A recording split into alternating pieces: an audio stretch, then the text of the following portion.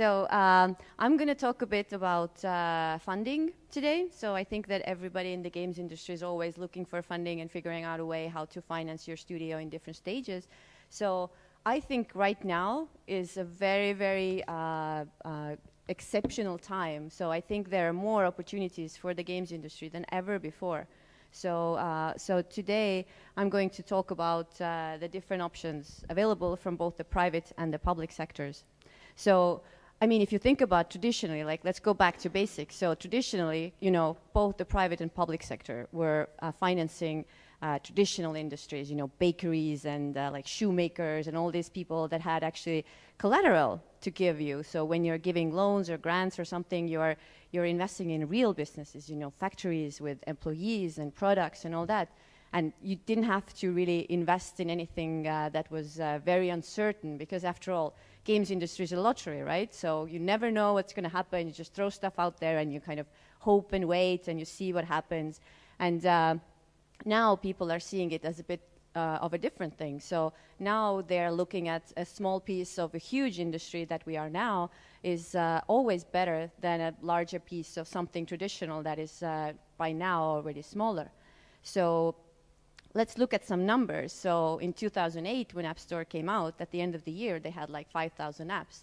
Today, that number is 2 million, and 43% are games. So obviously, we are ruling there as well. So everybody is seeing the numbers increasing. So if 2008, I think it was 250 games per month, or per month. So now it's like 600 per day. So it's also on the other side. I mean, it's a good thing that the industry is growing, but at the same time, it's a bad thing for us, right? You can't get discovered that well anymore.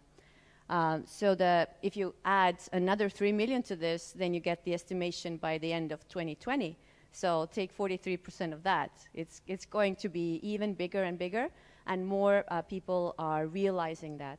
And it's not just on the industry side, it's also on the private sector side. So I mean, you've all seen this. I'm not going to go over it. So thank you, Newzoo, for doing this. But the industry is growing like crazy, and also the public sector sees that.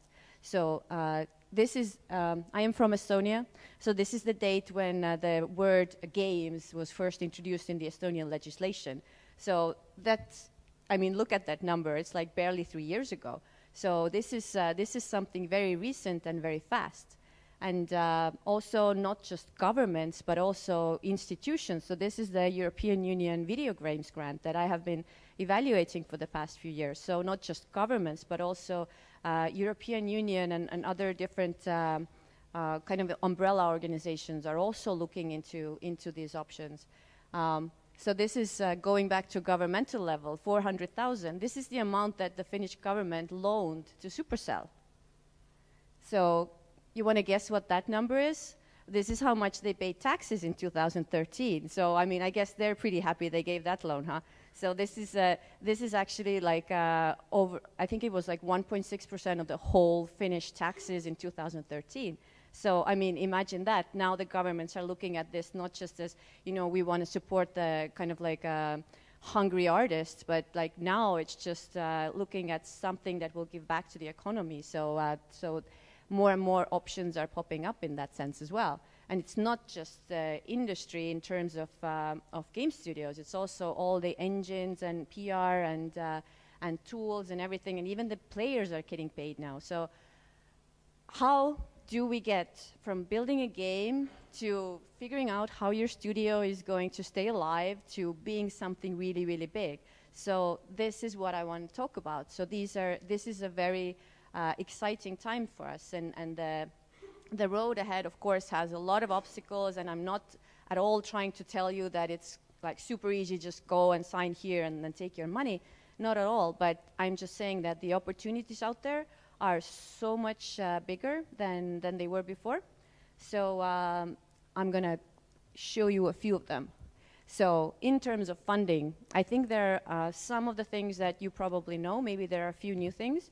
So I'm just going to kind of like go over everything and see if there is maybe some cool ideas that you get out of it. So you have the traditional investor side, you have the traditional publisher side, but there are a lot more opportunities now. So there are different kind of, I would say, loan products.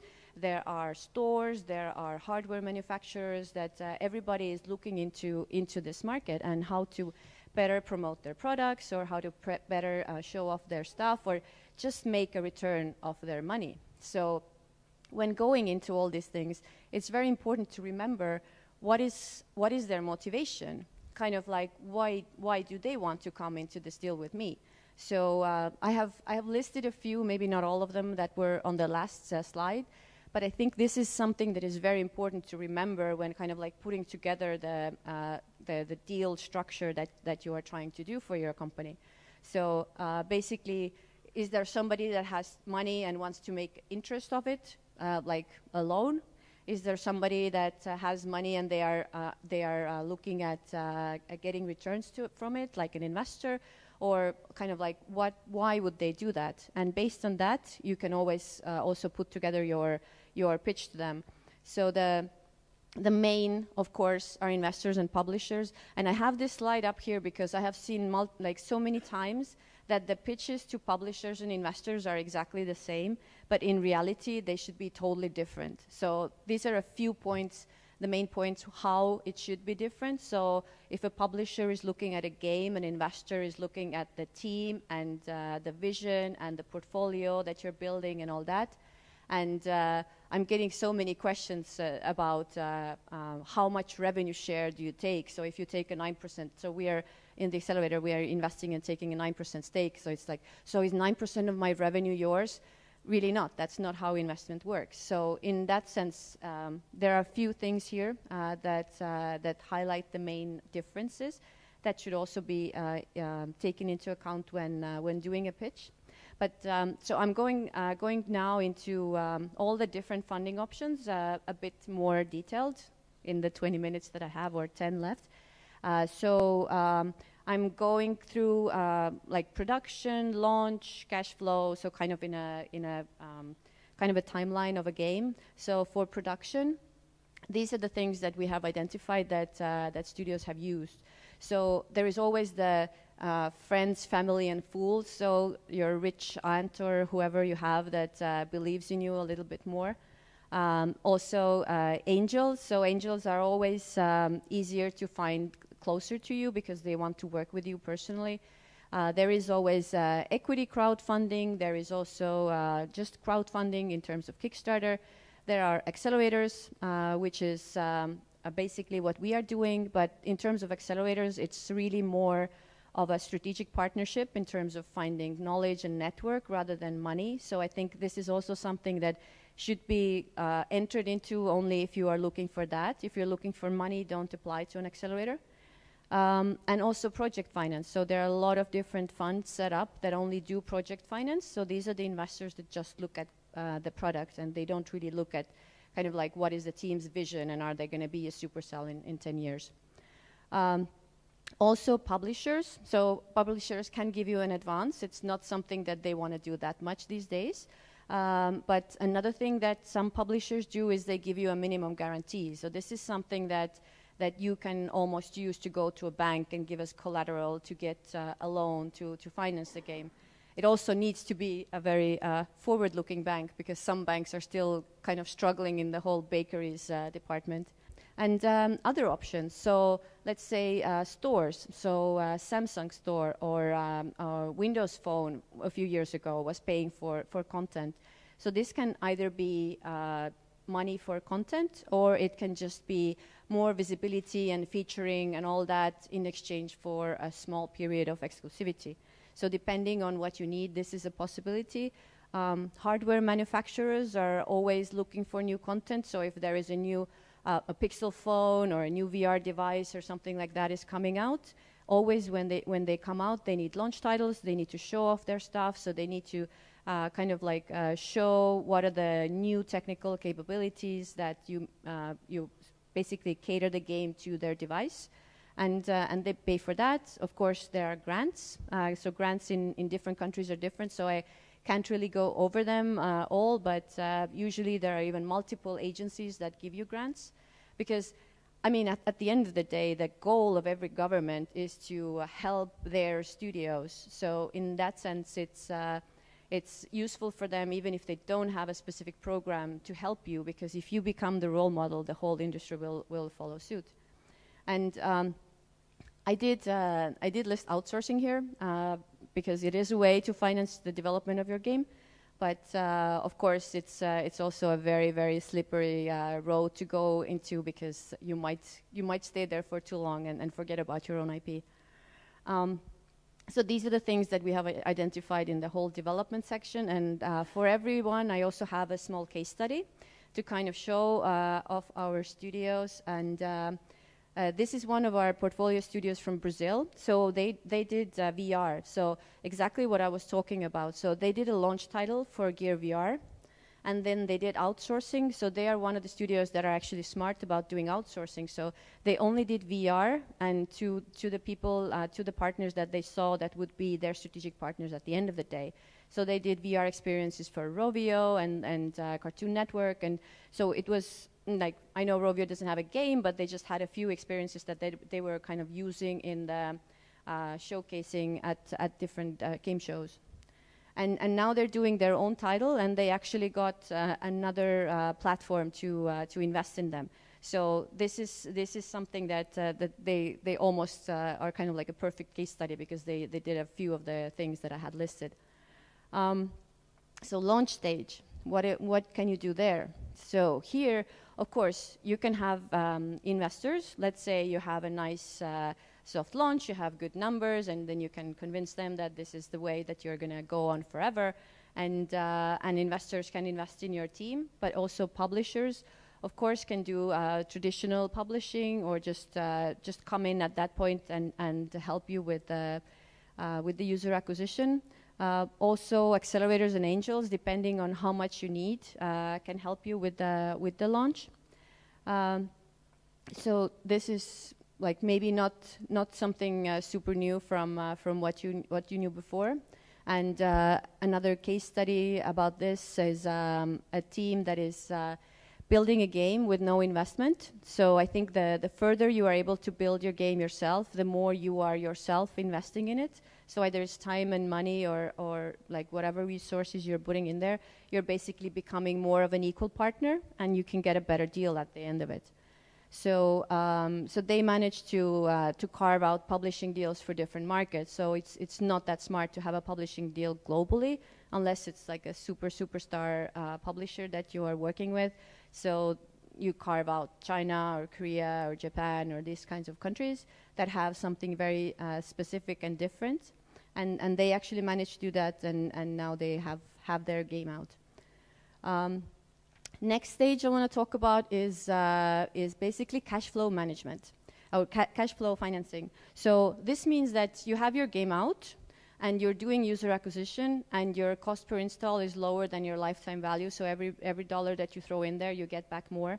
So this is a very nice place to be. Of course, everybody is happy that you can be there, but at the same time, you still feel that, I can grow more if I had more money, because you first, you kind of like acquire the users, they start making you money, but the lifetime value isn't realized in 1 month, so you need to wait longer, and then even if you get the money, you still need to wait like 30 days for Apple to give it to you, and all these things. So there are options how to grow faster in that case. So if you show good numbers, of course, again, like publishers are here always. I'm not going to talk about how publishers work. I'm more going to talk about the other kind of like more new options. So there are a lot of user acquisition funds popping up. I don't know if you guys have like looked at that, or sometimes even if it's not funds, there are some investors that have turned into doing this.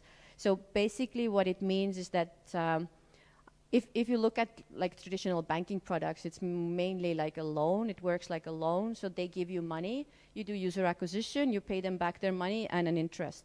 But so they're doing this when they see that your user acquisition is actually profitable.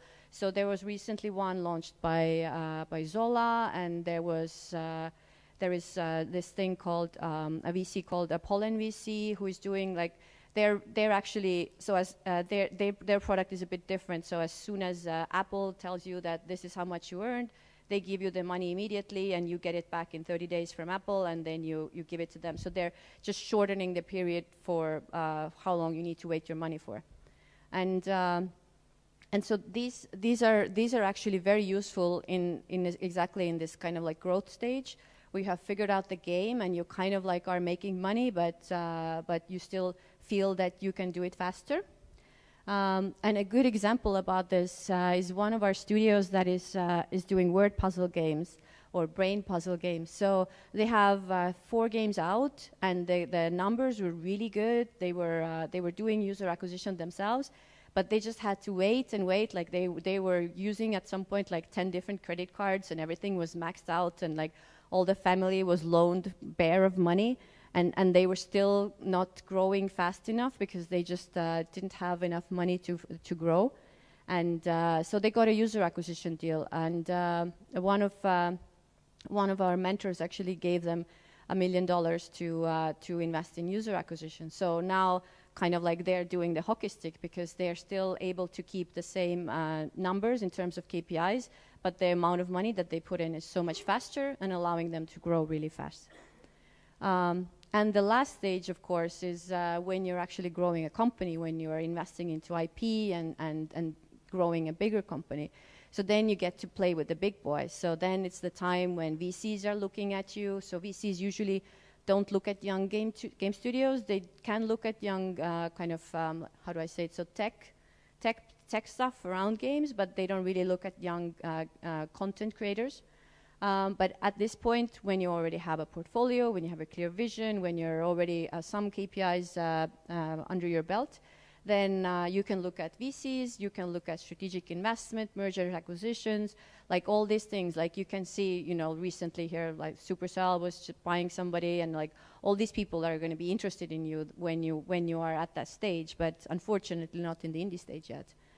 And yeah, here I have another example of a bunch of people who just decided to quit Ubisoft. That was already a long time ago, from Italy, and they started making their own games, and they have raised a bunch of investment since then from different investors, both strategic and VCs.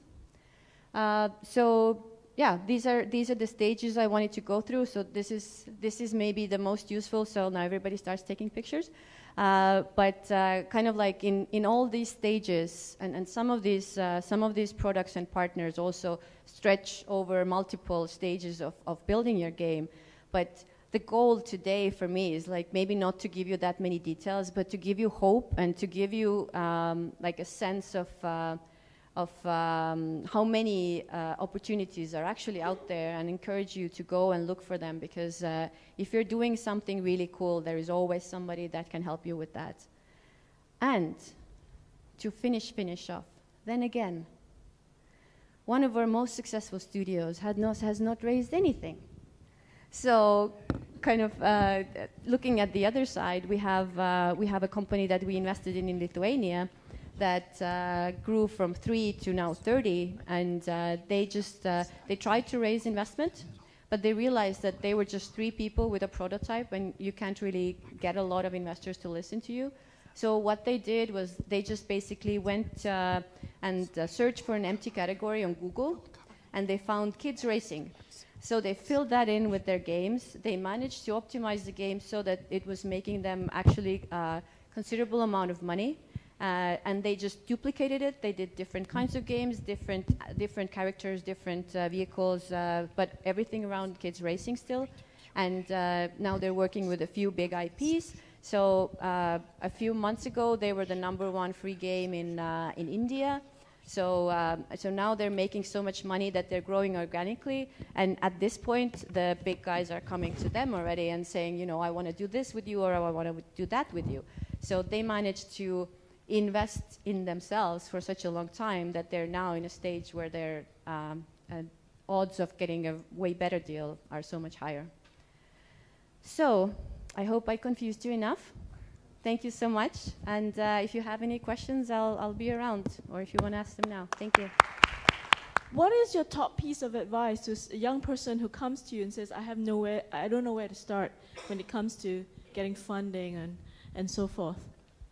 Well, I think it always depends on what stage they're at. So if there is somebody that comes in with just like a idea on a paper, then I would actually say there are no options of getting funding today. Like, you know, you need to be your first investor yourself. So you need to find the time and possibilities and friends and game jams and all these things that are around today to kind of get started. So you need to show something. You need to show that you are the first one to believe in you, and then only others can do that. So that's, yeah, not too encouraging, but yeah, just to manage expectations. I think that's very practical, and I think sometimes you have to be real with people you're advising. Hi. I'm Joris from Definite Gaming. I understood most of your options. You yourself are an accelerator. Can you explain a bit more what you do as an accelerator, and if you invest in game studios, complete companies? Or?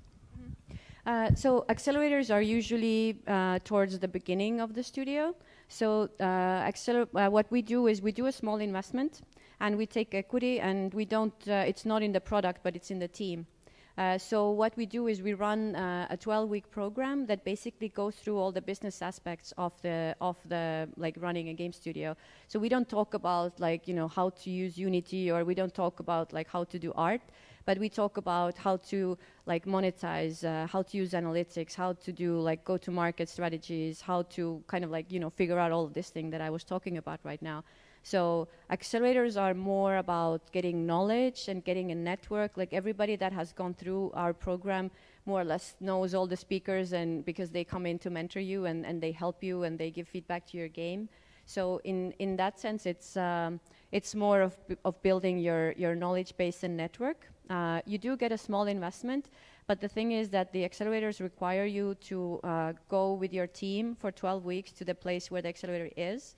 So usually that small investment is going to be used on accommodation and plane tickets and stuff. So I'm not going to kid you. Accelerator investments are not something that you can develop a product on, but it's something that you can get so much knowledge and network and contacts. So maybe at that point you don't even need that money anymore when you figure something else out.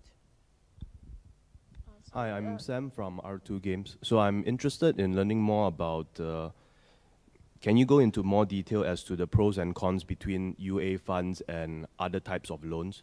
So for example, what are the benchmark interest rates that UA funds charge? And do you think that UA funds actually provide more concrete way of measuring the game's performance, or they have more requirements in terms of your game performance metrics versus securing a loan from other sources?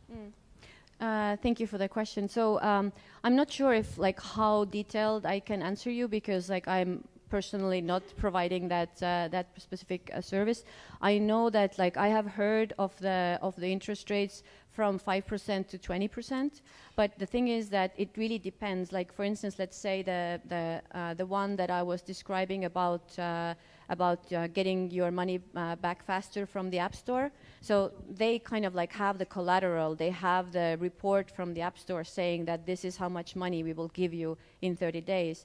At the same time, if somebody gives you just UA funding, then they don't have that assurance that you are actually going to get that money back. So their risk is bigger, so their percentage is also higher.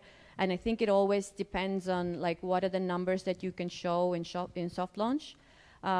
The reason why this product is on the market in the first place, I think is because exactly where I started is that banks want collateral, and usually people just don't have that in the games industry. Like you can say that, you know, my IP is worth this and that, but for the people in the bank, if they can't touch it, it's not there.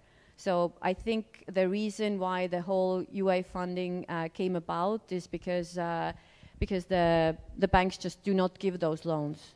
Of course, if it's possible for you to get it somehow, like, you know, faster, better, easier, cheaper, go for it. But usually that kind of money is just not available otherwise. So that's why they get to charge a bit more as well.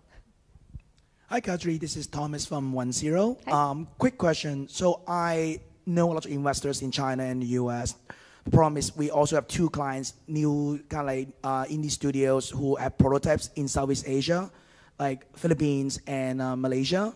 The problem is the investors we know in China and US, they say, sorry, we only invest in Chinese companies or US studios. What advice do you have for the indies in Southeast Asia who cannot access to these funds? So I think for indies in general, like going back to like one of the first slides, is that, I mean, for instance, I know more about Malaysia because our accelerator was in Malaysia for 2 years. And I know that the government there is like very much, their eyes are very much open about the possibilities in this industry and the ways that they can support this. So I think that there are even like 4 or 5 different kinds of grants that indies can go for, starting from something that will help you develop the game up until something that will help you like go to market and do all these things. And I think that like in that sense, that would probably be the better option, because investors do tend to invest into something that is closer to them. So even us, that we have international teams in US, we always run into the fact like, is it a US company? And whenever we say, okay, if you invest, if you want to, we can flip it into a US company, even that is not enough sometimes. So they are like, no, it needs to be a US company when it comes to us, and then we'll talk. So I know about this problem, but I think that in Southeast Asia there are a lot of like government opportunities, at least in Malaysia, where they can support you. Okay, unfortunately, that's all the time we have. I'm sure you'll be able to grab Kadri as she's trying to escape from us. I'm actually shocked. Nobody asked about the name of that mentor with a $1 million checkbook. I'm shocked. And he's from Southeast Asia, and now I'm not saying. Oh, okay. All right, so thank you very much. Please put your hands together for Kadri.